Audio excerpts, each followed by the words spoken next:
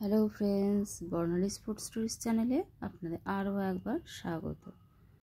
তো মিষ্টি পিঠে খেয়ে খেয়ে বোর হয়ে গেলে এই বিড়ি পোয়া পিঠে একবার বানিয়ে দেখতে পারেন। খেতে কিন্তু দুর্দান্ত হয়, আর যাদের মিষ্টি খাওয়া বারণ আছে তারাও কিন্তু অনায়াসে খেতে পারে। তো আপনারা এই পিঠেটাকে কে কীভাবে চেনেন আমাকে অবশ্যই কমেন্ট করে জানাবেন। এখানে আমি সমপরিমাণে আতপ চাল আর বিউলির ডাল 4 থেকে 5 ঘন্টা ভিজিয়ে রেখেছিলাম। এক বাটি চাল নিয়েছিলাম আর এক বাটি ডাল নিয়েছিলাম। আতপ চাল ভিজতে বেশিক্ষণ সময় লাগে না, আবার বিউলির ডালও ভিজতে বেশিক্ষণ সময় লাগে না, তাই ওভারনাইট ভিজিয়ে না রাখলেও চলবে, 4 থেকে 5 ঘন্টা ভিজিয়ে রাখলেই হবে। ভেজানো চাল আর ডালটাকে আমি একটা গ্রাইন্ডারে ট্রান্সফার করে নিচ্ছি। তারপর খুব সামান্য জল দিয়ে এটার একটা আমি স্মুথ পেস্ট বানিয়ে নেব। তো বেশি জল কিন্তু একেবারেই দেওয়া যাবে না, তাই কিন্তু খুব সামান্য জল দিয়ে পেস্টটা বানিয়ে নিতে হবে। তো কতটা স্মুথ হয়েছে দেখুন, একদম স্মুথই হয়েছে। তো এরকমই একটা স্মুথ পেস্ট বানিয়ে নিতে হবে। এবার এটাকে আমি একটা বলে ট্রান্সফার করে নেব।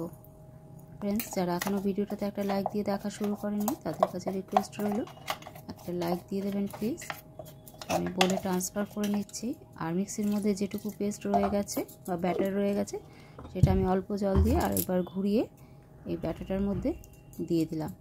এবার এখানে আমি পরিমাণ মতো নুন দিয়ে দিচ্ছি বা লবণ, আর এটাকে ভালো করে মিশিয়ে নিচ্ছি।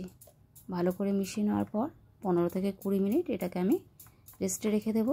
আর একটু ভালো করে কিন্তু ফেটিয়ে নিতে হবে। যত ভালো ফেটানো হবে পিঠেটা কিন্তু ততটাই বাইরে থেকে ক্রিস্পি আর ভেতর থেকে সফট হবে। এবার ঢাকা দিয়ে এটাকে আমি রেস্টে রেখে দেবো। তো ততক্ষণে আমি একটা মশলা বানিয়ে নেব। তার জন্য এখানে আমি একটা ছোট সাইজের পেঁয়াজ নিয়েছি। পেঁয়াজটা আমি রাফলি চপড করে নিচ্ছি। তারপরে এখানে আমি 1 ইঞ্চি আদা নিয়ে নিচ্ছি আর কাঁচা লঙ্কা নিয়ে নিচ্ছি। তো কাঁচা লঙ্কাটা আপনারা আপনাদের প্রয়োজন মতো নিতে পারেন, যেরকম ঝাল খাবেন সেই অনুযায়ী। ফ্রেন্ডস, রেসিপিটা ভালো লাগলে অবশ্যই লাইক, কমেন্ট, শেয়ার করবেন। আর আমার চ্যানেল নতুন বন্ধু হলে চ্যানেলটিকে সাবস্ক্রাইব করে অল নোটিফিকেশন বেল অন করে দেবেন, যাতে আমি কোনো রেসিপি আপলোড করলে খুব তাড়াতাড়ি আপনাদের কাছে পৌঁছে যায়। তো এখানে আমি 10 থেকে 15টা রসুনের কোয়া নিয়ে নিয়েছিলাম। তারপরে এটাকে আমি অল্প জল দিয়ে এটার একটা আমি পেস্ট বানিয়ে নিয়েছি। তো এই পেস্টটা আমি এখন ব্যাটারের মধ্যে দিয়ে দেবো। ব্যাটারের মধ্যে দিয়ে দেওয়ার পর এখানে আমি আরও কিছু মশলা অ্যাড করে দেব। তার মধ্যে এখানে 1 টিস্পুন আমি জিরে গুঁড়ো দিচ্ছি, হাফ টিস্পুন এখানে আমি হলুদ গুঁড়ো দিচ্ছি, আর 1 টিস্পুন এখানে আমি লাল লঙ্কার গুঁড়ো দিচ্ছি। তো ঝালটা আপনারা যেরকম খান সেই অনুযায়ী ঝালটা দেবেন। আর নুনটা এখানে একটু চেক করে নিতে হবে, নুন যদি কম হয় তখন কিন্তু একটু নুন দিয়ে দিতে পারেন। এবার কিন্তু হাতার সাহায্যে এটাকে আমি একটু ভালো করে ফেটিয়ে নিচ্ছি। তো হাতা থেকে ব্যাটারটা ফেলে দেওয়ার পরও কিন্তু হাতার মধ্যে ব্যাটারটা দেখুন লেগে আছে। তো এরকমভাবে কিন্তু ব্যাটারটা তৈরি করে নিতে হবে। ব্যাটারটাকে এখন আমি 10 মিনিট রেস্টে রেখে দেবো। ততক্ষণে আমি একটা চাটনি তৈরি করে নিচ্ছি। এখানে আমি 1 মুঠো ফ্রেশ ধনেপাতা নিয়ে নিলাম, সাথে একটা কাঁচা লঙ্কা দিচ্ছি, আর 2 কোয়া রসুন দিয়ে দিচ্ছি, 1 চামচ চিনি দিলাম। আপনারা চাইলে চিনিটা স্কিপও করতে পারেন। আর এখানে পরিমাণ মতো আমি একটু নুন দিয়ে দিলাম, আর 2 চামচ এখানে আমি তেঁতুলের পাল্প দিয়ে দিলাম। তেঁতুলের পাল্প যদি না থাকে তাহলে কিন্তু আপনারা এখানে লেবুর রসও অ্যাড করে দিতে পারেন। তারপরে এটাকে আমি জল ছাড়া মিক্সিতে ঘুরিয়ে নেব। তো এটা কিন্তু খুব একদম স্মুথ হবার দরকার নেই। দেখুন আমি অল্প পরিমাণে চাটনিটা বানিয়েছি। তো এবার যাব কড়াইয়ের দিকে। কড়াই আমি পরিমাণ মতো তেল দিয়ে দিচ্ছি। তো এখানে আমি রিফাইন্ড তেল ইউজ করছি। এটা কিন্তু রিফাইন্ড তেলেই করতে হবে। তো এবার তেলটা ভালো করে গরম হয়ে গেলে গ্যাসের ফ্লেম লো টু মিডিয়ামের মাঝখানে রেখে 1 হাতা ব্যাটার এখানে আমি দিয়ে দিলাম। তো এটা কিন্তু নিজে থেকেই ফুলতে শুরু করবে আর কড়াই থেকে উঠে আসবে। গ্যাসের ফ্লেম কিন্তু হাই করা চলবে না, তাহলে কিন্তু ওপরটা কালার এসে যাবে আর ভেতরটা কিন্তু কাঁচা থেকে যাবে। দেখুন আস্তে আস্তে কিন্তু ফুলে আসছে আর ওপরটা একটু শুকনো হয়ে আসছে।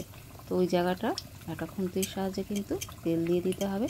তো এইভাবে আস্তে আস্তে ওপরটা তেল দিয়ে দিতে হবে। আর দেখুন কি সুন্দর কিন্তু এটা উঠে গেল আর একদম ফুলেও উঠেছে।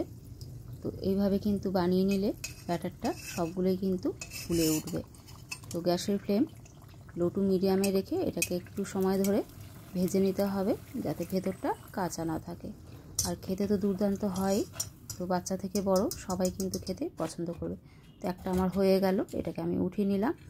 তো পরেরটাও আমি একইভাবে তৈরি করে নিচ্ছি। আর যখনই ব্যাটার দেবো কড়াইয়ের মধ্যে, তখন কিন্তু ব্যাটারটাকে ভালো করে আরেকবার নিচ থেকে ওপর পর্যন্ত মিশিয়ে নিতে হবে, তারপরেই কিন্তু ব্যাটারটা কড়াইয়ের মধ্যে দিতে হবে। তো আবারও একটা সেম প্রসেসে আমি ভেজে নিচ্ছি। যতক্ষণ না ফুলছে ততক্ষণ কিন্তু হাত লাগাবার কোনো প্রয়োজন নেই। যখন ফুলে উঠবে তখন কিন্তু খুন্তির সাহায্যে উপর থেকে এইভাবে তেল দিয়ে দিতে হবে, আর উল্টে পাল্টে এটাকে কিন্তু হালকা লাল করে ভেজে নিতে হবে। তো এইভাবে ভেজে নিলে কিন্তু ভেতরটা কাঁচাও থাকবে না। তো এখানে আমার ভাজা হয়ে গেছে, তো এটাকে আমি কড়াই থেকে উঠিয়ে নিচ্ছি। তো একই প্রসেসে সবগুলোকে আমি উঠিয়ে নেব। তো সবগুলো আমার ভাজা হয়ে গেছে, এখন এখানে সার্ভ করে নেব। এটা কিন্তু গরম গরম খেতেও ভালো লাগে, আবার ঠান্ডা ঠান্ডা খেতেও কিন্তু ভালো লাগে। তো এখানে আমি ধনেপাতা চাটনির সাথে সার্ভ করেছি। আপনারা চাইলে টমেটো কেচাপের সাথেও সার্ভ করতে পারেন। শুধু শুধু চা দিয়ে খেতেও কিন্তু দারুণ লাগে। তো আমি একটা ভেঙেও দেখিয়ে দেবো ভেতরটা কতটা ফ্লাফি হয়েছে। তো এভাবে অবশ্যই একবার বানিয়ে দেখবেন। আর রেসিপিটা যদি বেশি ভালো লাগে অবশ্যই ফ্রেন্ডস আর ফ্যামিলির মধ্যে শেয়ার করে দেবেন। তো দেখুন এখানে আমি একটা ভেঙে দেখিয়ে দিচ্ছি ভেতরটা কতটা ফ্লাফি হয়েছে। এই দেখুন ভেতরটা একদম ফ্লাফি হয়েছে। তো সবাই ভালো থাকবেন, দেখা হচ্ছে পরের ভিডিওতে।